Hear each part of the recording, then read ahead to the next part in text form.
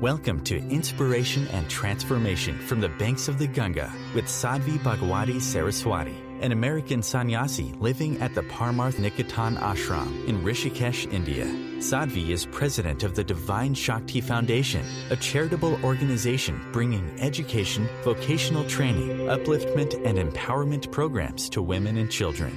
Sadhvi is also Secretary General of the Global Interfaith Wash Alliance and Director of the world-famous International Yoga Festival.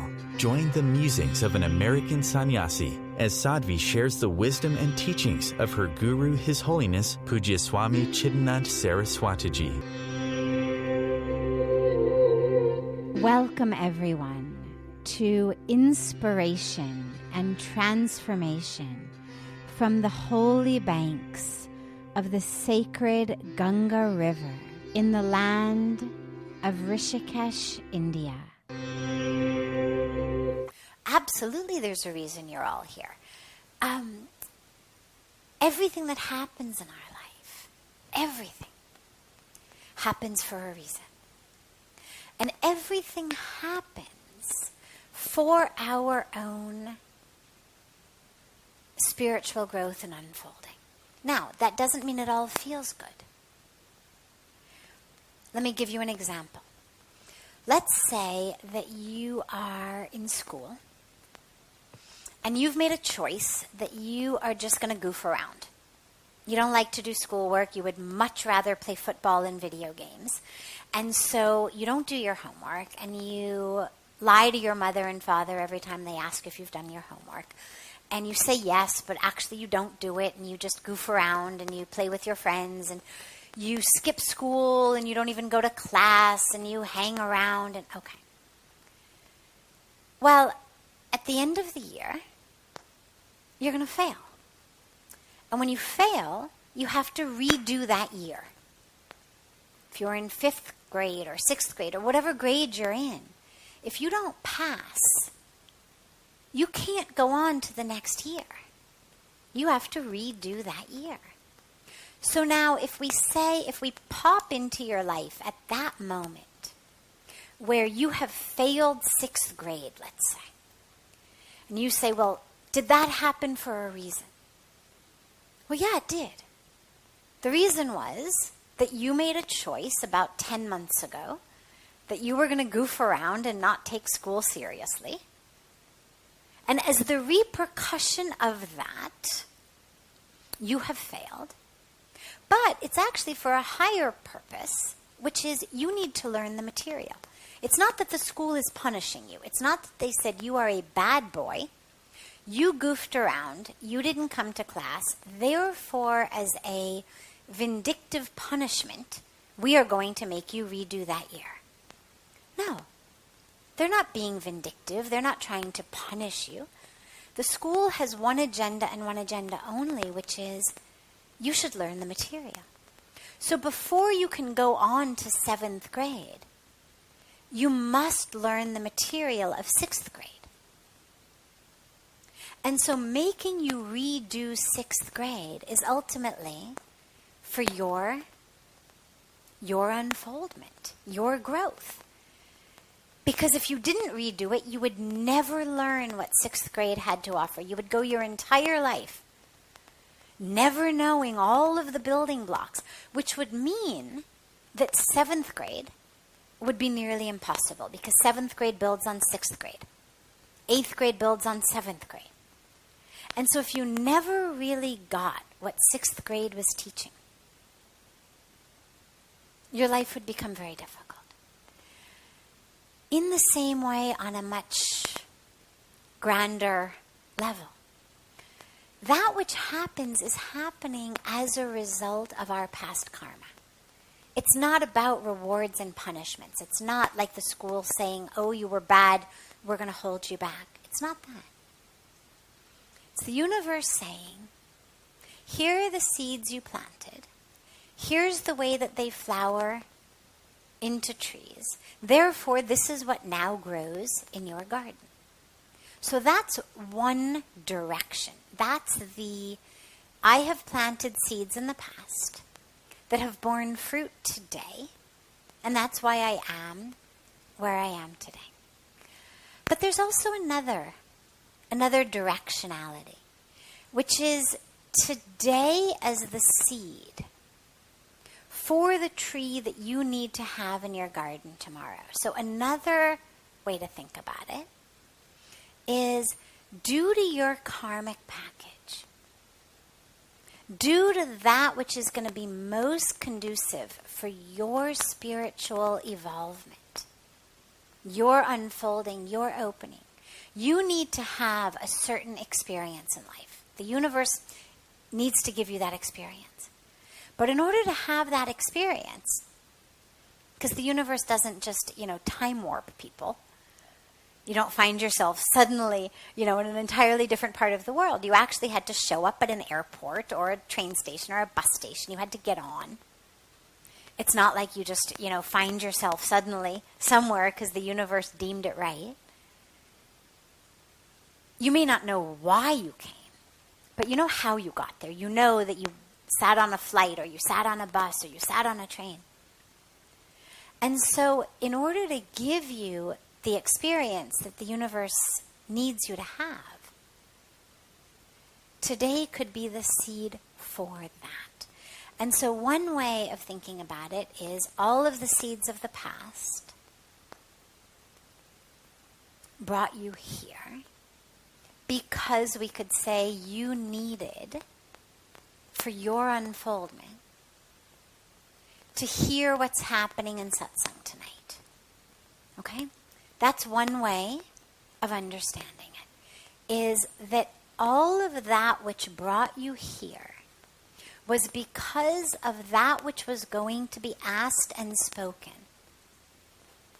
And that you, on your journey, needed to hear that, needed to experience that for your next step. But another way of thinking about it is that the universe has a plan. Let's even be more creative writing. Let's say that you are supposed to meet someone who's going to be the person you're going to marry.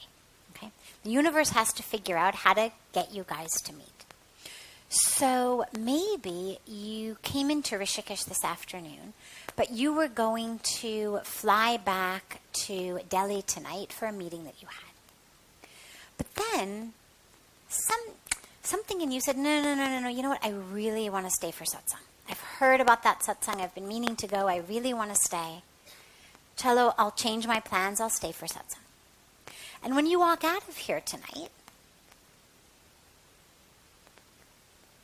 walk down on the banks of Ganga, suddenly there, at that moment, you meet the person you were supposed to meet. But if you had left 6 hours ago, you wouldn't have met her. And so the satsang, rather than being the fruit of the seeds that were planted, became the seed that actually the purpose that it served was simply to hold you back in Rishikesh for another few hours so that you could meet that person on your way out. So those are two different directional ways. One is the past has led up to this moment because this is what it's about. And another possibility is what it's about is where you're going to go from here, but to get there you needed to be here. And either way, it doesn't matter, and of course we never really know. They're just different ways of thinking about it. Sometimes we know. Sometimes something hits us and we think, okay, yeah, now I know why I needed this, that had to happen. But what's most important is just to know that wherever we are, we're there for a reason. And whether it's the fruit bearing from seeds I've planted in the past, that I need what this moment is giving me, I need to learn, I need to experience what this moment is giving me. Or that this moment is itself a seed that I'm planting for a tree that's going to bear fruit in my life at a different time or in a different way. And in many, many cases, by the way, it's both. It's not one or the other. I gave, two very specific, and particularly the marriage one, just sort of a creative writing, romanticized example of it. But in most cases, the reason is manifold. One reason is it's the fruit of seeds I've planted in the past. That's why I'm here. And here in this moment, I am gaining something. Whether something from the outer situation or something from my inner situation. That I'm gaining for a reason. A lot of times when we go through difficult times, we go through pain and suffering, it fits in this category. Yeah, it's there for a reason. Some seeds from the past are bearing fruit in this moment. And in experiencing that suffering of this moment, I'm actually learning about a place within myself that I never would have known existed if I didn't have this suffering. I'm finding a grounding, a centering, an anchoring that I never would have found if this didn't happen. And so in that case, it's both. And most things really are. But what we know for 100% sure is there's always a reason. The seeds are planted not by the universe. The seeds are planted by us, by our thoughts and our mind, as you've said, by both of them, by our actions as well. Our thoughts lead to actions. If a thought doesn't lead to an action, it doesn't actually plant a seed. The seed of a thought impacts us when it blossoms into an action or inaction. If it's just a passing thought and we don't act on it, it won't plant a seed in us, which is very, very good. Puja Swamiji, my guru, says that this is the grace of the Kali Yuga. That the Kali Yuga, the Yuga we're in right now, is so difficult, is the most difficult of all the eras. And that in the other yugas, you really did get karmic fruits from simply thoughts. But that the grace of the Kali Yuga, because it's so filled with darkness, is that we've been given a little bit of leeway. And so we don't actually get karma for thoughts we have until and unless we act on them, which for most of us is a really good thing. I mean, everybody can let out a really big sigh of relief because so many of us have thoughts that we don't act on because, we have consciences and we have willpower and we have sanskaras and ethics and values that say, no, that's wrong. But we may have thoughts of, oh God, I wish. Things that aren't so nice necessarily. But the Kali Yuga lets us off of that, thankfully. And so the seeds that get planted are seeds of actions. Now, of course, actions only come from thoughts. So it all begins with a thought. But don't berate yourself for thoughts, because as long as you can prevent yourself from acting on them, as long as you have the discipline, the willpower, the values, the ethics to work with your thoughts, whether they be of anger or greed or lust or whatever they may be, as long as you don't act on them, they're not going to plant any seeds in your life. So, since the law of karma has been kind to us, we should be kind to ourselves as well, and have compassion for the fact that, yeah, we do have thoughts that are not necessarily thoughts we'd like to have. But this is why we practice meditation. It's why we practice chanting our mantra. It's why we practice introspection. To understand, why do I have those thoughts? What is it that makes me so angry? What inner emptiness am I looking to fill through my greed or through my lust? What emptiness is it inside me that makes me feel so jealous and therefore angry? That's really important personal insight. So instead of saying, oh my God, you're horrible, look, it's another lustful thought, or oh my God, you're horrible, look, it's another greedy thought, or look, it's another angry thought, or look, you're jealous again, you're horrible. Rather than that, we use it for introspection. What is it? And then we use meditation to help us understand, I'm not my thoughts. I'm not my thoughts. They're patterns of chemical and electrical activity in my brain. They've been put there by my culture, by my society, by my family, by an interaction thereof. I'm not my thoughts. And the more we meditate, the more power and control we have over our thoughts, and the more our thoughts change. And the more we introspect on them, the more that anger or greed or lust or whatever it may be starts to dissolve. And so the seeds in our life are being planted by us, by our actions. But you're better off watching your thoughts than just watching your actions, because sometimes with actions you find yourself halfway through the action before you even realized you were doing it. And so if you can develop a habit of watching your thoughts, you're one step ahead. Because again, no action comes without a thought preceding it. So if you can really develop the skill of watching the thoughts, that's what mindfulness is. What am I doing with my mind also? Not just what am I doing with my hands, but what's my mind doing? I begin by watching my hand, but ultimately I watch my mind. So begin with picking up. Okay, so that's beginner's course. And then it's, anger coming,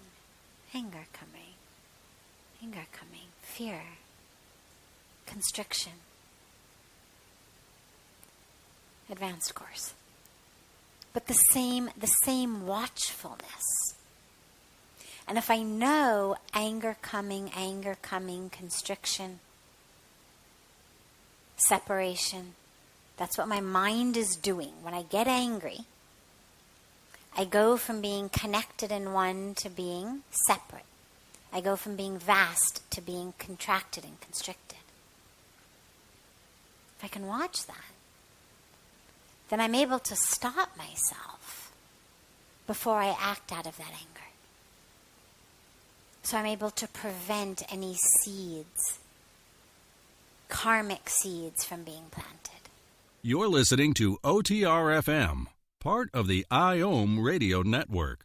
Being a radio host on IOM FM allows you to build your show on a rich platform with the power of the internet to fulfill your outreach goals and connect with a very specialized and global online audience, unlimited by time and distance. OMTimes Radio will provide you with web relevance, a recognizable conscious brand, and with the standard of excellence that has accompanied every single Circle of Hearts Radio is a sanctuary on the airwaves.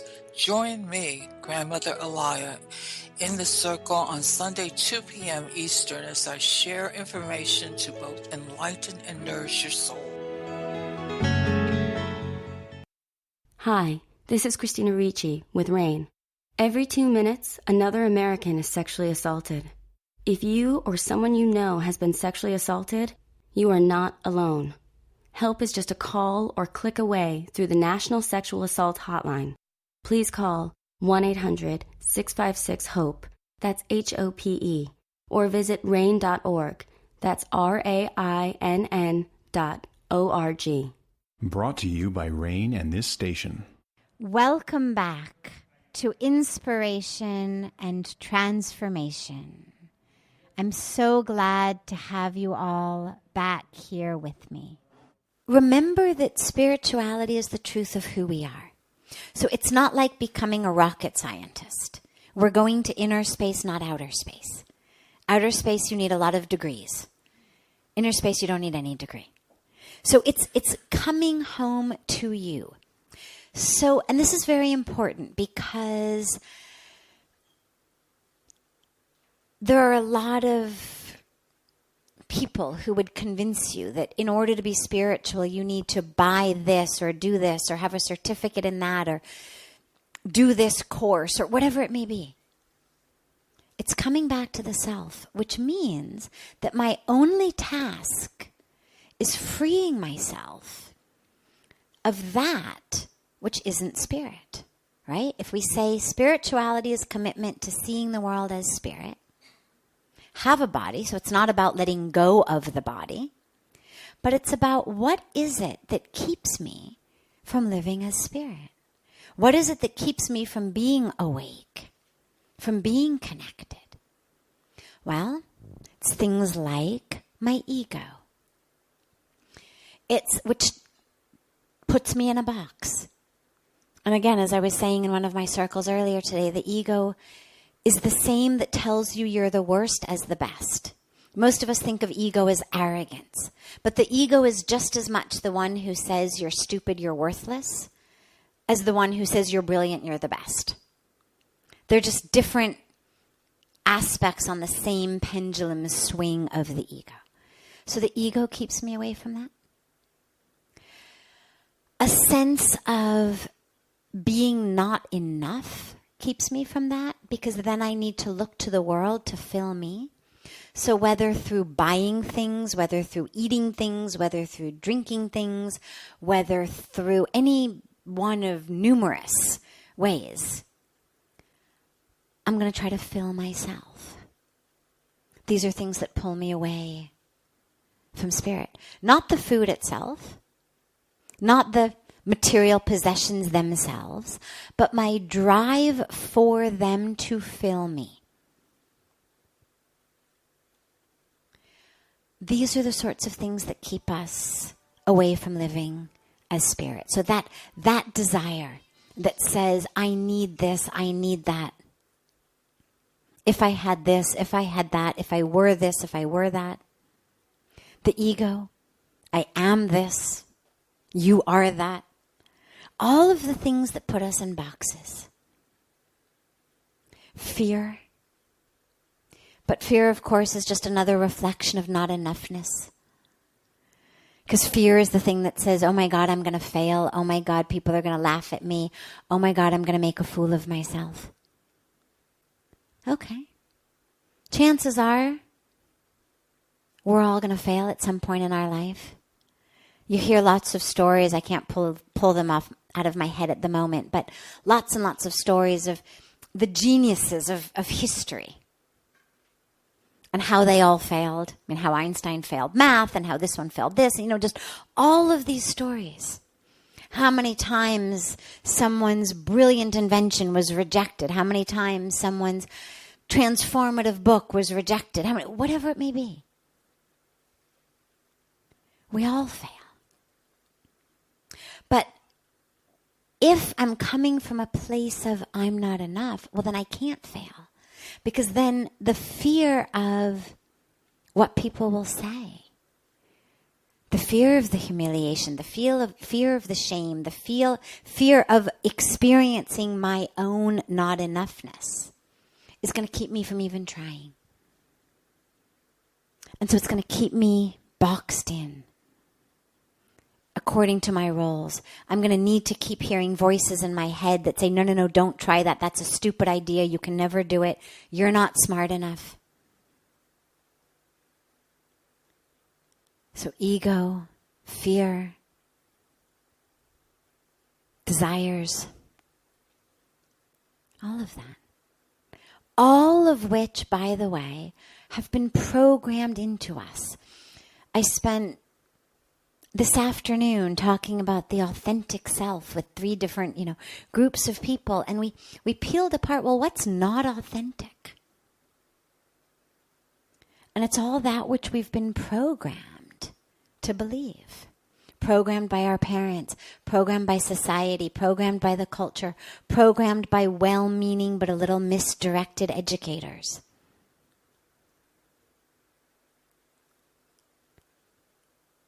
And I've adopted those. So in order to connect spiritually, I need to allow myself to be free of those. And beautifully, one of the easiest ways of freeing yourself of those things is just recognizing them.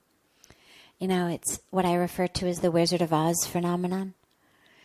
The minute you pull back the curtain and actually look at what it is you're running from and fearful of, it actually turns out not to be very big, but to be very, very small.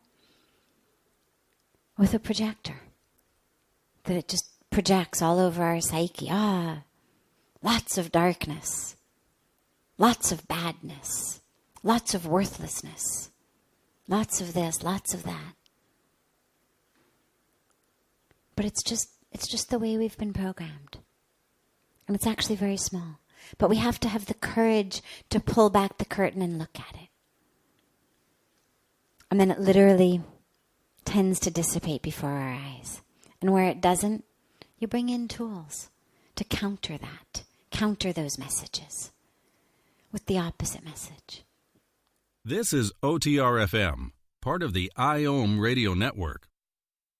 OMTimes magazine is one of the leading online content providers of positivity, wellness, and personal empowerment. A philanthropic organization, their net proceeds are funneled to support worldwide charity initiatives via Humanity Healing International. Through their commitment to creating community and providing conscious content, they aspire to uplift humanity on a global scale. OMTimes, co-creating a more conscious lifestyle.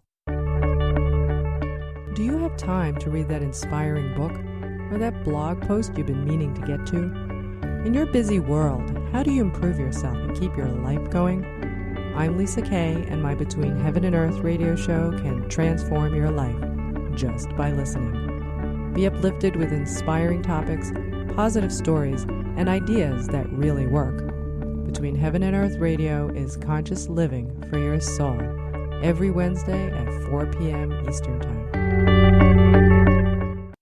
Baldwin with People for the Ethical Treatment of Animals. I grew up loving circuses and other traveling animal shows, but it never occurred to me what life might be like for the animals. Training wild animals to do things they don't understand takes force. Routine discipline with a hook or whip with the heel of a boot shows the animal exactly who's the boss. Don't patronize animal acts. Please contact People for the Ethical Treatment of Animals. 757-622-PETA. Welcome back. This is Sadhvi Bhagawati Saraswati with Inspiration and Transformation. When we were speaking about the authentic self today, we were speaking about it more in the world, what it looks like when we move through the world from a place of authenticity rather than from a place of the masks and the, roles and the costumes and all of that we wear. When you go a step deeper, though, on a spiritual level, the truest, highest self is soul spirit, which is that which is unchanging. And it's important to just draw a little distinction here for you, because the answer to your question is going to depend on how we define authentic self. Again, to which there is no right answer, and it really depends what world we're in. So here in a Satsang world, I'm much more likely to define it as spirit, as soul, as infinity, as the divine in you. When we're speaking more in a discussion that's more geared to how am I going to go out in the world and be a leader.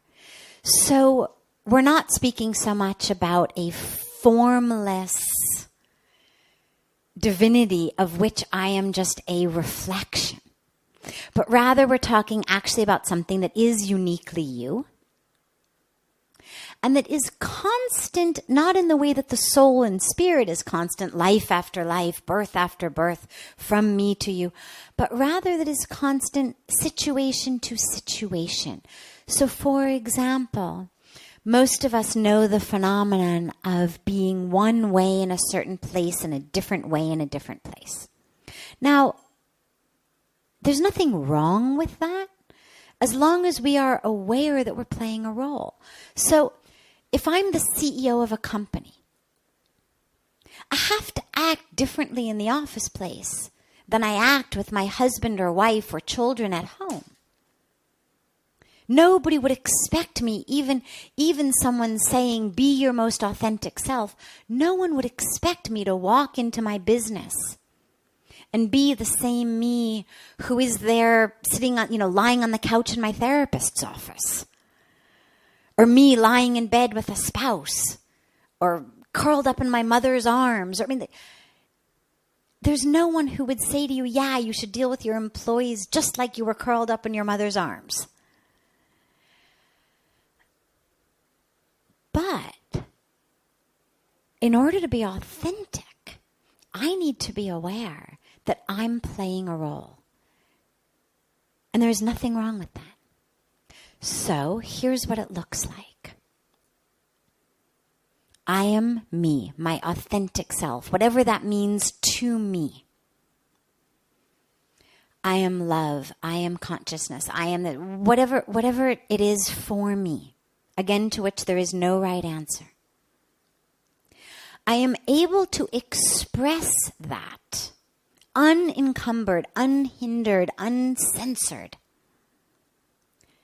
in certain places. Hopefully we all at least have a couple of places or at least one place, even if it's just your own meditation, where you can express that, where you can be who you are. Not the programmed you. Not the you who says, damn, why didn't I get the promotion? I put on a happy face, but really I'm so mad. That's not authentic self. Not that that's not important to have someone to express it to, but don't confuse that with authentic self. That's programmed, competitive, fearful, jealous self. The authentic self is the you when you feel full and whole and complete and enough, and that experience that if I never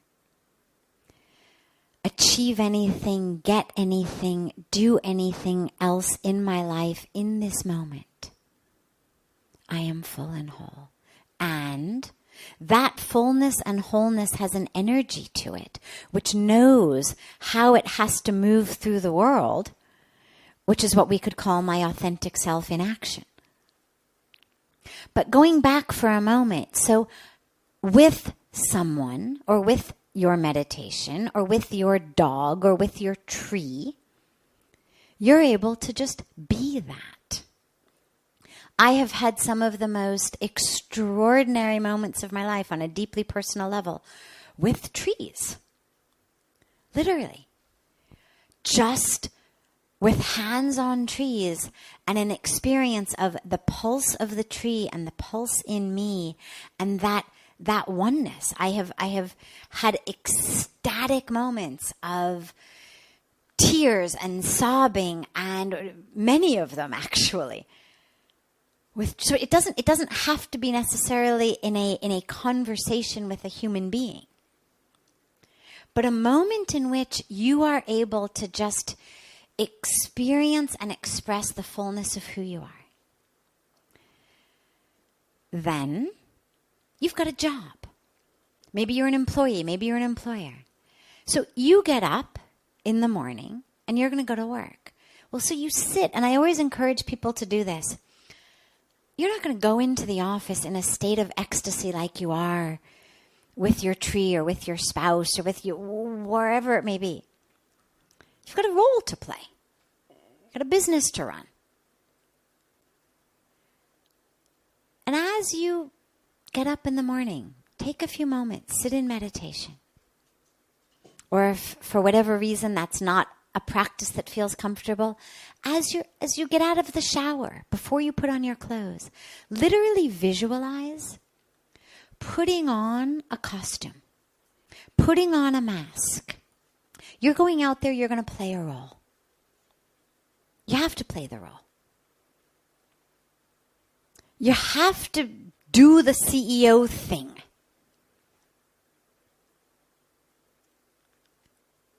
And you go out there and you do it. But you do it as the authentic self playing a role. So for example, if I were an actor, let's say in a play, and in the play, one day the director said to me, kill this person.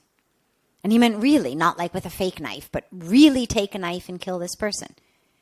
You're, a murderer, and I want reality on my set. I want this guy really dead. I want real blood. Well, I wouldn't do it, no matter how committed I am to being an actor. Because remember, there's an authentic me wearing the costume and the mask of the murderer that says, no, wait. So I'll do the lines, I'll do the show, but I'm going to do them from a place of me that knows what's right, what's not. And in the same way, when you move through the world, you've got your, CEO costume, and you've got your this costume, and your that, whatever it may be. And that's all fine. And at the end of the day, when you come home and you take a shower, literally imagine that costume, that makeup washing off. Because the problem is not that we play roles. The problem is that we start to think we are the roles. And the makeup and the mask get so stuck to our face that we forget who we are. And that's when we lose our ability to be authentic. And so, yes, the authentic self stays the same through all these circumstances, but it may put on a different mask in different places. But the wearer of the mask is the same, and your awareness of the wearer of the mask is the same.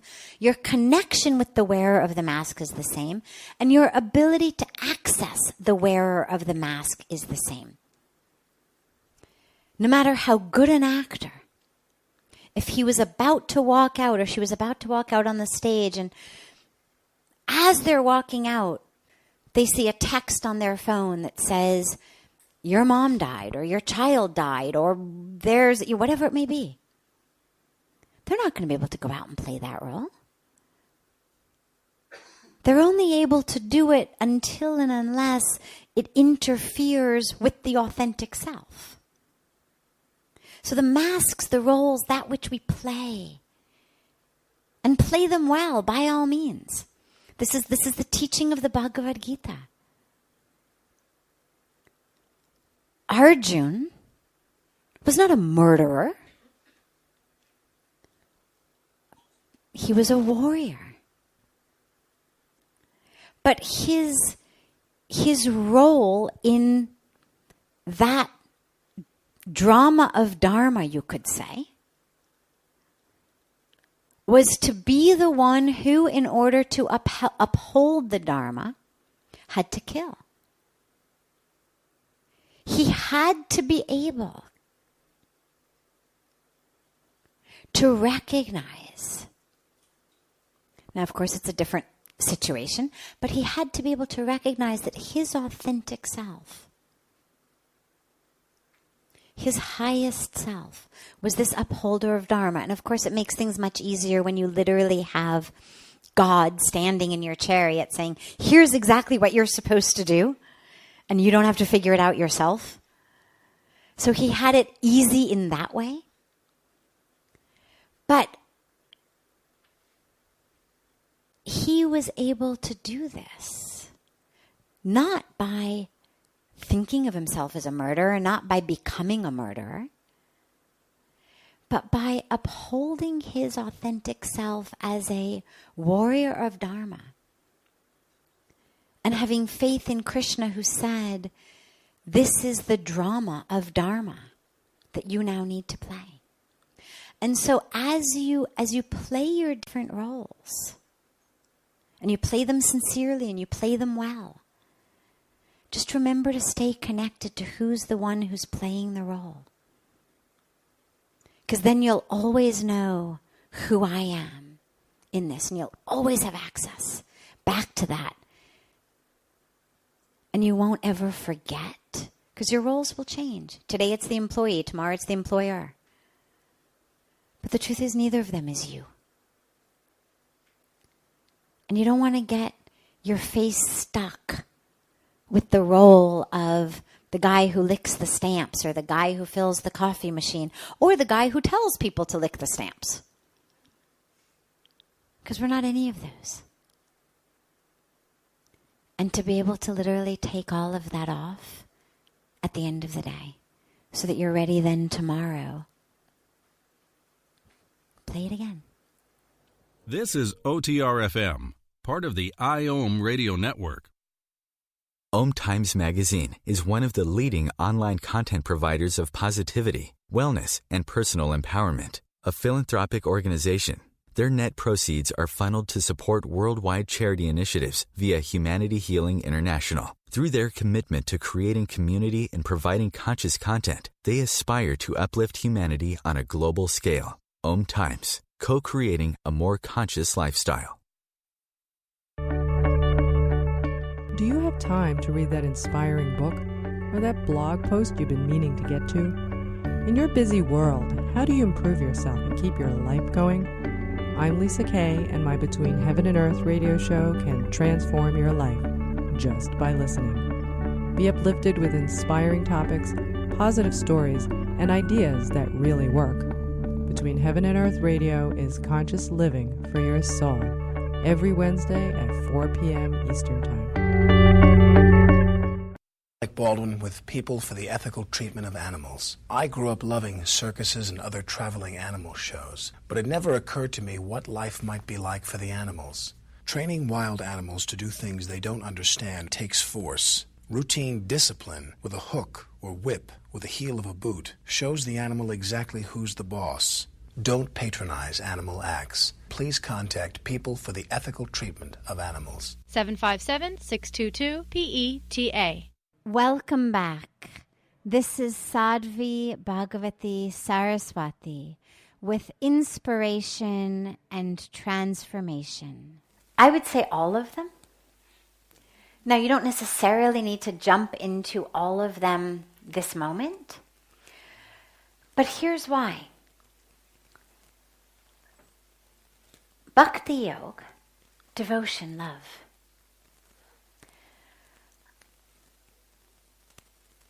Easiest way to connect.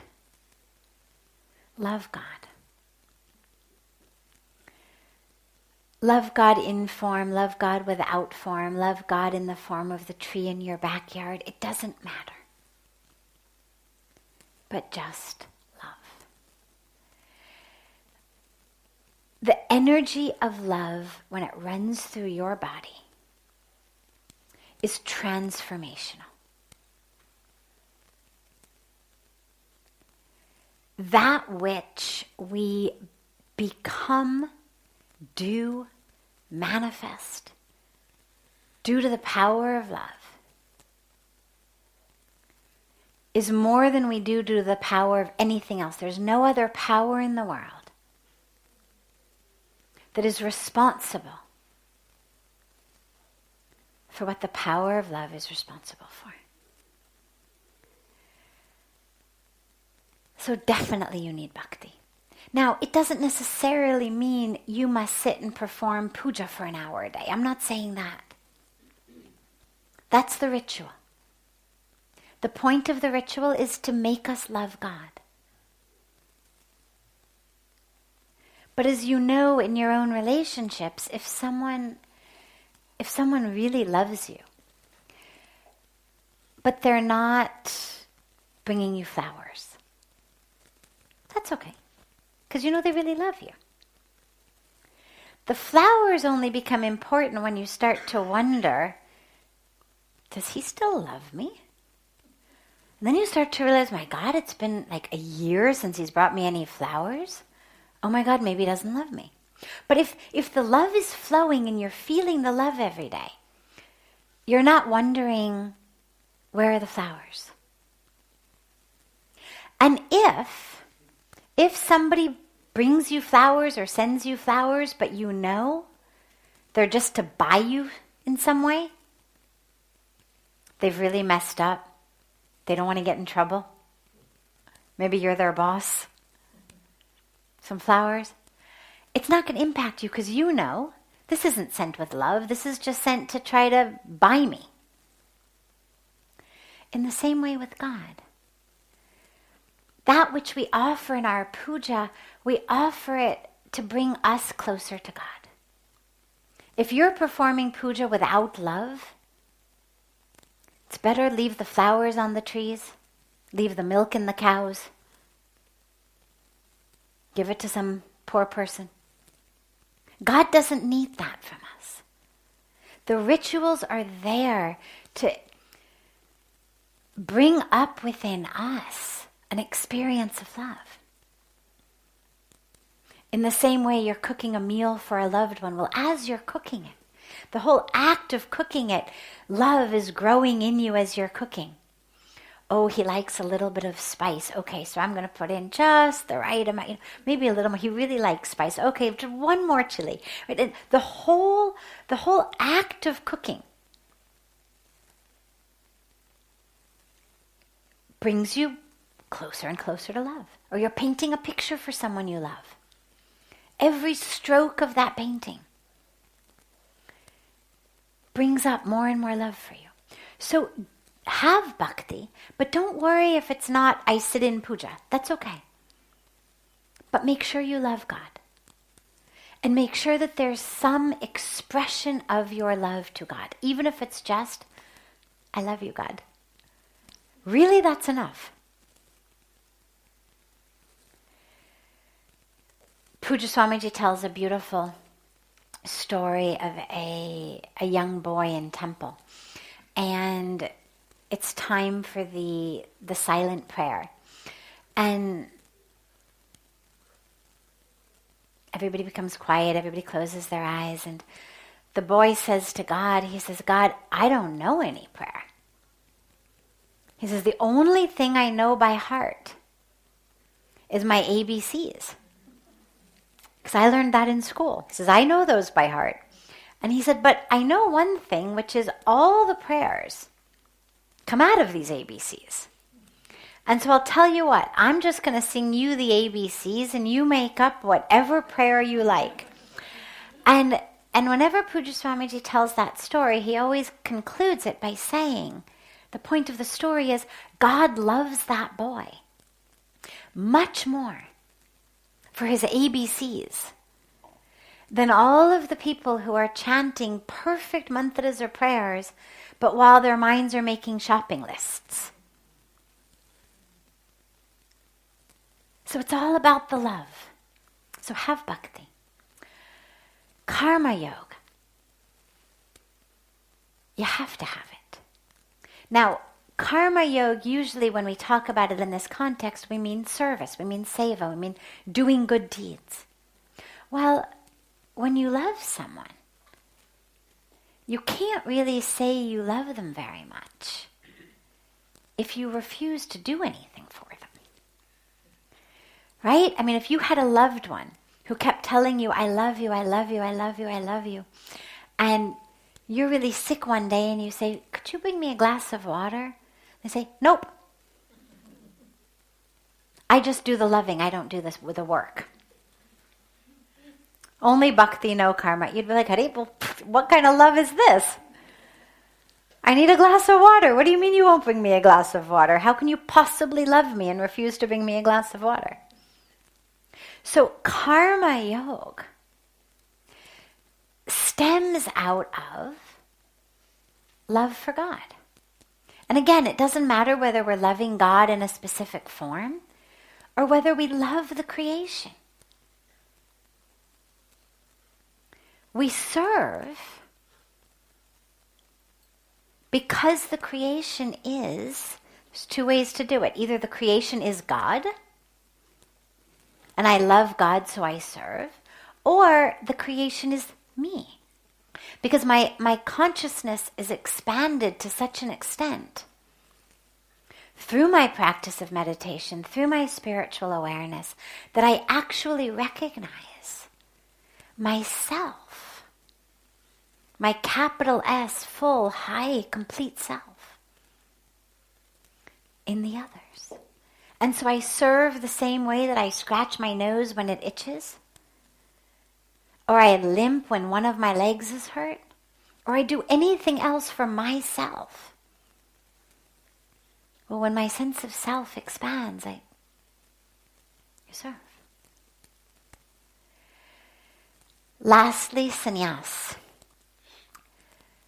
Well, sannyas is certainly not a requirement on any level. To be taken early in life.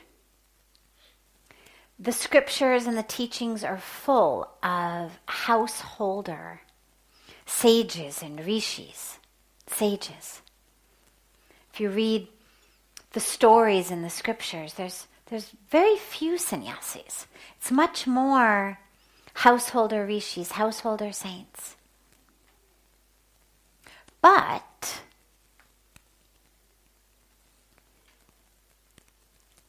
as our life goes on, right, we're given in the Hindu tradition, there's a sense of 4 what we call ashrams, 4 stages of life that are prescribed for everyone.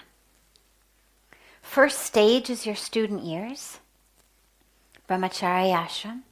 Your second stage is your marriage and childbearing and career and whatnot, grihastha stage. Then the kids are now grown, they're settled. Vanprastha stage, you start being able to pull away. You no longer need to be changing diapers and bringing home the bread. And Vanprastha stage, you start to move away. And then ultimately the stage of sannyas, which is that final stage in that way of going back to God, of literally unencumbering ourselves from the world so that we can be one with God. But of course, there's many of us who choose to skip around and take sannyas earlier. But there's no requirement for that.